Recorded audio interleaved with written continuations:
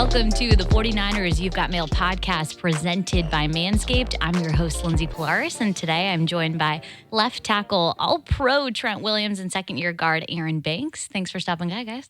Thank you for having us. All right, so like I said, first time on the pod, so we'll talk a little bit playoff football, and then the faithful have submitted some fun questions for you guys. Don't worry, I vetted them, so it's okay. All right, so I like the setup we've got here. Bay Area native, Texas native. Yep. Can you fill me in on what each of you knew about the Cowboys-49ers rivalry before becoming part of the franchise? I ain't gonna lie, I ain't no Cowboy fan. I never was. So I honestly, I don't know I ain't know about the rivalry and how deep it go personally. I know obviously one of the two-story franchises. I'm so used to seeing, Steve Young, Jerry Rice, and that whole crew. But I never was able to just lock in on a heated rivalry. I didn't know much about it. So did you grow up a Cowboys fan? No. Or not at all? No. Okay. Did you have an NFL team growing up? Nah, not really. Okay. Remain neutral. All right. What about you, Aaron? Nah, I didn't know much about it. Did you grow up a Raider fan by chance? Oh, you did. Fill us in on that. I mean, I was born into it. Like, there was, my uncles were Niners fans, and they would come over to the house, and my pops would make them take their Niners gear off at the door. So, I mean, just fully switched over now. I don't mess with them now, but we all Niners through and through. Yeah, was that easy to let go of as soon as you got drafted? Just out the window? That wasn't no problem. All right, so in the most recent meeting between Dallas and San Francisco, that was last year in the wild card round. That game came down to 6 points, obviously two different teams.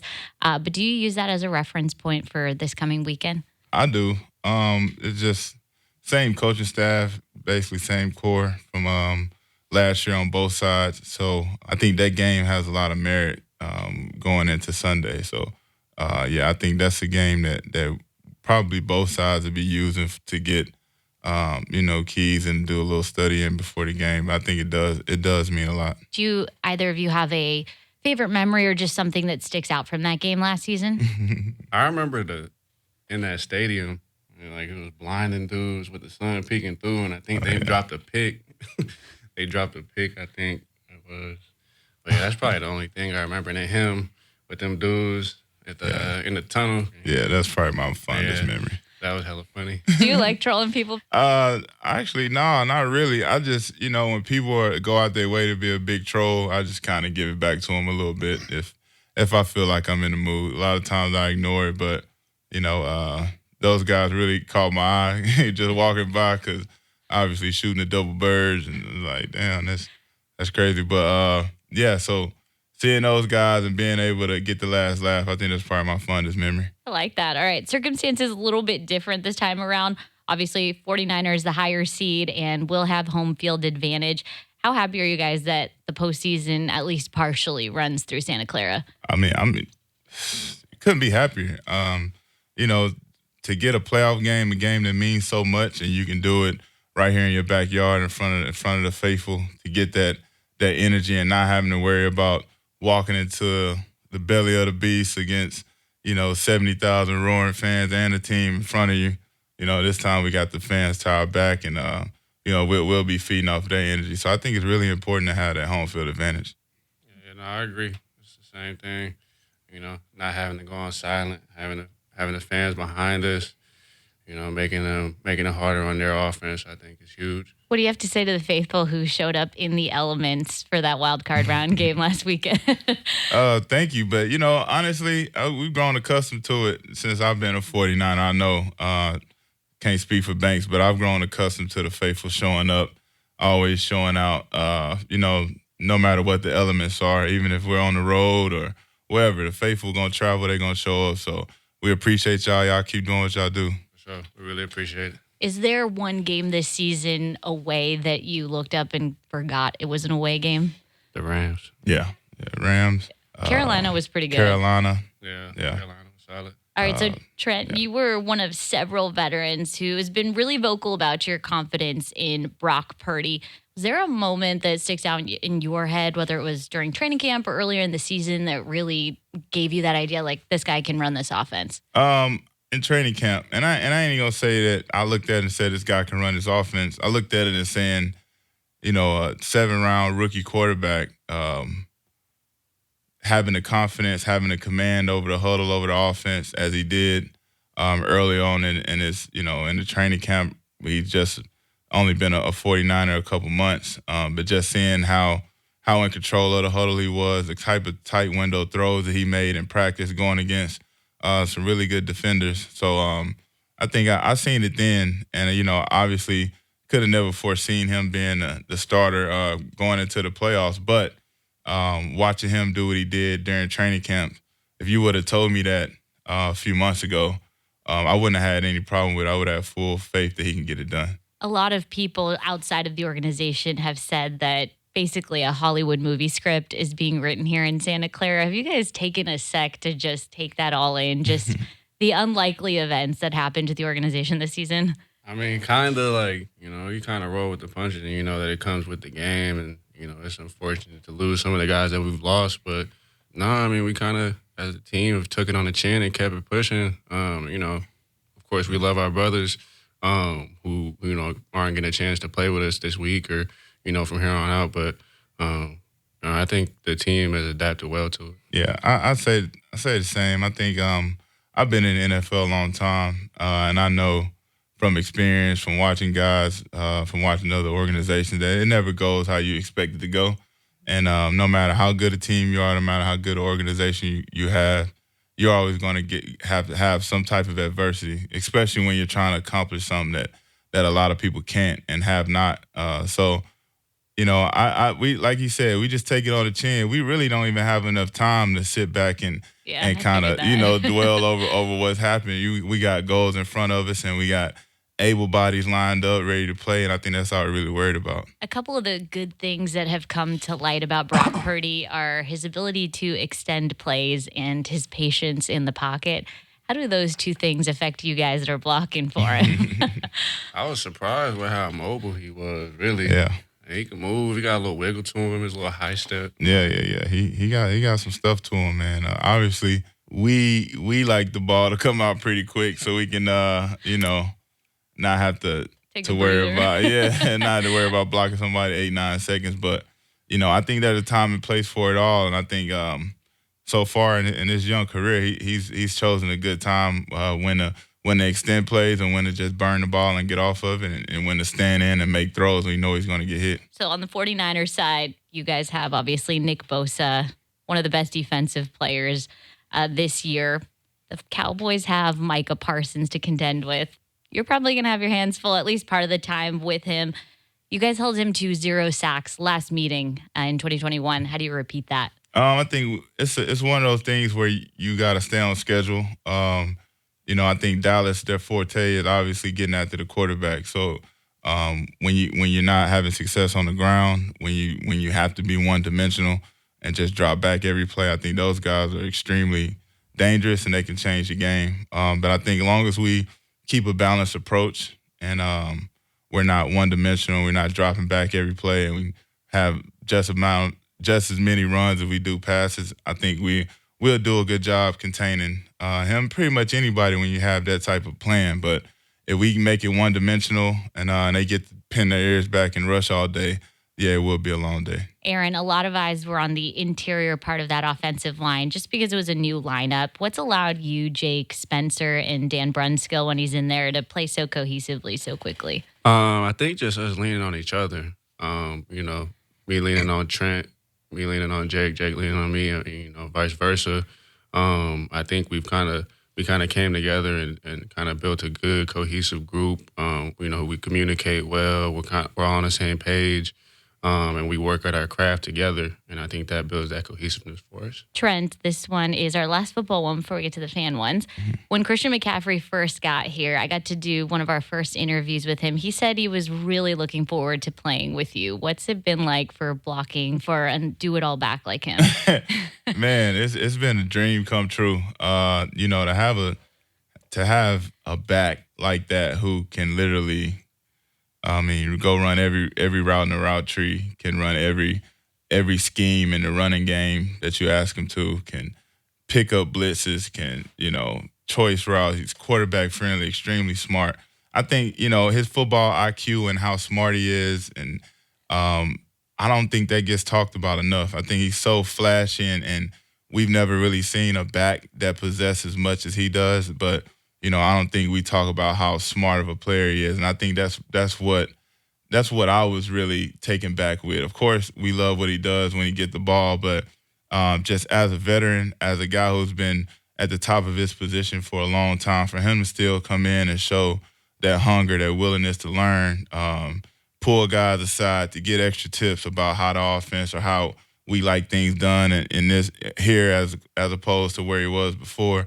I think it just says a lot about him, his character, his professionalism, and it's why he is one of the best backs in the NFL right now, is because of how he conducts himself on and off the field. I remember I saw him in the meal room before the Rams game, and he just had, I think it was a playbook, and he was just studying. I don't think he's probably ever stopped. Yeah, no, you don't. All right, so let's get to the fan ones. This one's for the both of you. Jessica from Oakland. Do you guys have any traditions or pregame rituals that you roll out, especially for the playoffs? Any superstitions, maybe? Not really. I don't. I think when you get in that superstition world, it's kind of double-edged sword, right? Because if something happens and you can't follow that same routine, then you start losing faith in how the game will go, and you say, I need to do this in order for me to. And so I try to stay away from that. I try to just compartmentalize everything and just know that it all starts and ends with me, and no eating oatmeal before the game or listen to a specific song. Yeah, I don't think that has anything to do with it. What about you, Aaron? Nah, same. Like, I have a routine, but if I don't get to something or if something doesn't happen, then it's not going to ruin my day or change the way that I'm going to push the game still. All right. Okay, so this one actually came from TikTok, Trent, and it's for you. If you won't reveal the famous recipe for the mac and cheese, oh Lord, can you please tell us how you came up with it and what makes it so special? Well, how I came up with it, my mom got the recipe from, I think it was Patti LaBelle and Oprah. Oprah had like a cooking special, and I think they called it Over the Rainbow mac and cheese. And my mom made it one time. I loved it. And then she would start making it for me on like special occasions or birthdays, Christmas and stuff like that. And then when I got older, of course, couldn't have that home cooked meal. I just kind of figured out how to do it. Then slowly I started to add my own touch to it. And then eventually kind of came up with my own type of way to make it. And so just coined it as my recipe. Aaron, have you tried it? Nah, yeah. I want to. Gotta bring it in. All right. So for both of you, since you are both dads, what's been the most surprising part of fatherhood and your favorite part? The most surprising part is how much they cry. I didn't realize they would scream like that sometimes. But the most worth it part, or what was that? Just your favorite part. Favorite part, just seeing that baby smile. Like when he's just starting to smile now, and just seeing his smile, his little laugh, I think that makes it all worth it. I think the most surprising part about fatherhood is, especially for me, having all girls. Girl dad. Yeah, I think the sudden change of mentality of how you live your life and what you live for, and just how you even treat people around you when I look at a lady or a woman or a girl, I'm thinking like they probably got a father that feel the same way about them as I feel about my kids. So, it makes you try to treat everybody with respect. So that was a surprising part. I didn't foresee that happening. But I think the most gratifying part is just being dad, being that source that they look to for certain things or whatever that may be. Me and my dad real close, so if they look at me the way I look at him, I just feel like my job's accomplished, That's awesome. You got a great example to look to. So, Trent, this one also for you. Damien from El Dorado Hills. Can you talk about the hit you took from Juice against the Seahawks? Oh, my God. Juice did talk about this yesterday. Yeah, man. I mean, it sucks when your teammate close their eyes right before they hit somebody and, end up hitting the wrong color jersey. But, it's definitely one of the hardest hits I've took in recent memory. I don't remember ever getting hit that hard. it sucks, man. But I'm happy. I'm happy that it happened. I'm happy Juice did it other than somebody else that had that notch under their belt. At least Juice get the notch, but it's kind of like, it's your own teammate, so you can't really brag on that. But, he got to open his eyes next time.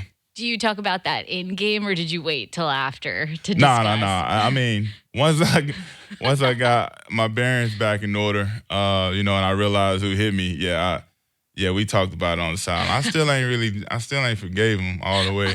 We cool because we got to work together, but, I don't know if our relationship could ever be the same. Oh, no, I'm Juice. joking. Oh, no, he'll never come back. All right, Jalen from Tracy. We don't always get to hear from O-linemen. Can you tell us about the personalities in your position group? Aaron, why don't you do this one? I don't even know where to start.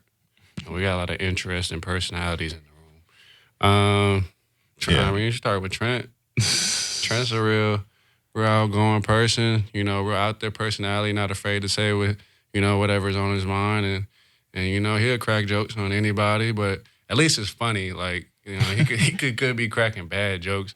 But no, I think we got a good group of guys who, are like-minded and like to, laugh and have fun. And, like our rooms can get serious, but it also at the same time can be really lighthearted and having a good time. So I think we have a really good balance in the room.